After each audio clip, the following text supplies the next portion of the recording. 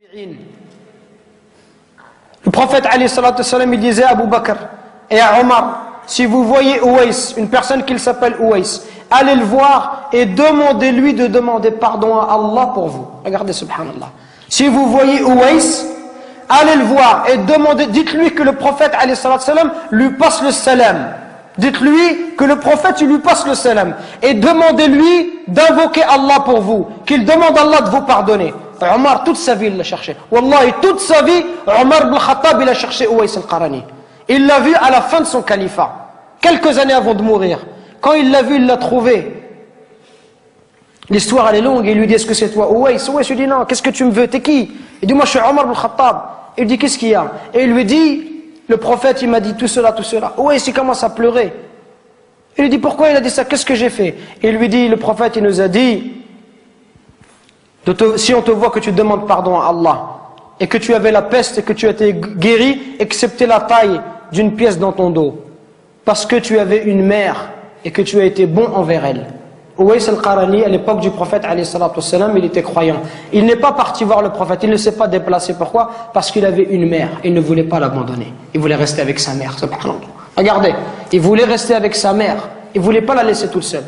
Pour ça, le prophète a été informé par Allah Azza wa Jal que cet homme-là était un homme pieux.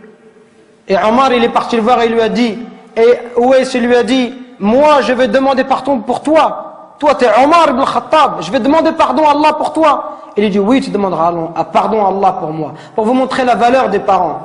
Allah, il nous interdit de faire de dire la moindre phrase. Le moindre mot. Fi, ça n'a aucun sens. Ça n'a pas de sens. Fi, c'est une onomatopée. C'est un son.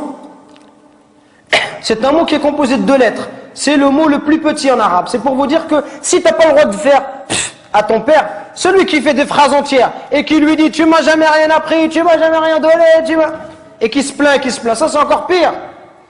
Regardez, à travers ce dua, on retrouve la miséricorde. Ceux qui bénéficient, qui doivent bénéficier de notre bon comportement et de notre miséricorde, ce sont nos parents en premier, notre père et notre mère. C'est eux qui doivent profiter en premier. Nous aujourd'hui avec les frères, on est masha'Allah. Un frère te dit viens, emmène-moi à Anvers, tout de suite tu l'emmènes à Anvers. Emmène-moi à Bruxelles, tu l'emmènes tout de suite. Par contre ton père te dit viens me rendre un service, tu lui dis j'ai pas le temps, ya abi, demain, après-demain. On n'est pas disponible pour nos parents, subhanallah. Regardez ce dua. Oh Allah, fais leur miséricorde comme ils m'ont élevé tout petit, subhanallah. Quand tu auras des enfants, tu vas comprendre, subhanallah. Quand ton fils il pleure la nuit, les parents ils dorment pas, peuvent pas dormir, subhanallah. Au moindre bruit de l'enfant, il se réveille. Les parents, ils sont capables de se priver pour donner à leurs enfants. Ton père, combien de nos parents ils se sont levés, subhanallah, à 5 heures du matin, à 4 heures du matin. Ils ont fait même 2 travails exprès pour pouvoir nous donner ce qu'eux, ils n'ont pas reçu. Exprès pour nous acheter des chaussures Nike ou nous acheter de la marque. Pour nous donner ce qu'eux, ils n'ont pas connu dans leur enfance. Eux qui sont venus à 13 ans ou 14 ans en France. Et nous, subhanallah, on n'est même pas capable de leur rendre tout ça. On doit être miséricordieux avec nos parents.